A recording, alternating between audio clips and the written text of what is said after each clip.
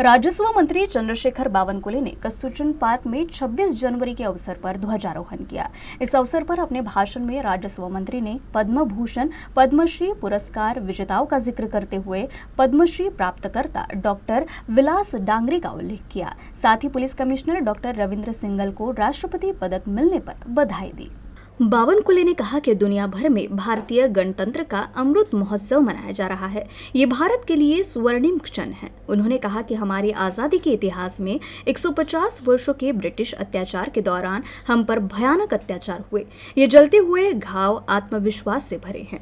देश की आज़ादी के 100 साल पूरे होने वाले हैं। चंद्रशेखर बावनकुले ने कहा कि प्रधानमंत्री मोदी ने विकसित भारत का संकल्प लिया और देश आर्थिक महाशक्ति बनने की ओर अग्रसर हुआ।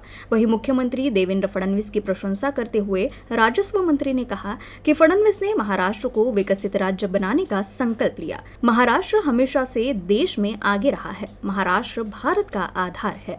बावनकुले ने कहा कि हमें एक निर्णय लेना होगा। सुशासन के बिना देश आगे नहीं बढ़ेगा। संविधान सभी के हितों की रक्षा के लिए है। मोदी ने संविधान के सामने सिर झुकाया और विकसित भारत का संकल्प लिया। माननीय पंतप्रधान मोदी जी यांच्या नेतृत्वातला विकसित भारत, माननीय देवेंद्र फडणवीस जी यांच्या नेतृत्वातला विकसित महाराष्ट्राची संकल्पना या ठिकाणी या देशामध्ये आणि महाराष्ट्रात होत आहे। खरं तर या डबल इंजिन सरकारच्या माध्यमातून 21व्या शतकातला विकसित भारत आणि विकसित महाराष्ट्राचा आपण या ठिकाणी काही संकल्प केले आहे। विकास योजनाचे संकल्प केले आहे। दोन्ही सरकारच्या माध्यमातून येणाऱ्या योजना समाजाच्या शेवटच्या व्यक्तीपर्यंत पोहोचवण्याकरता आमचं प्रशासन आणि शासन म्हणून आम्ही काम करणार आहोत। मला वाटतं आजचा दिवस हा सर्वांकरता आनंदाचा दिवस आहे।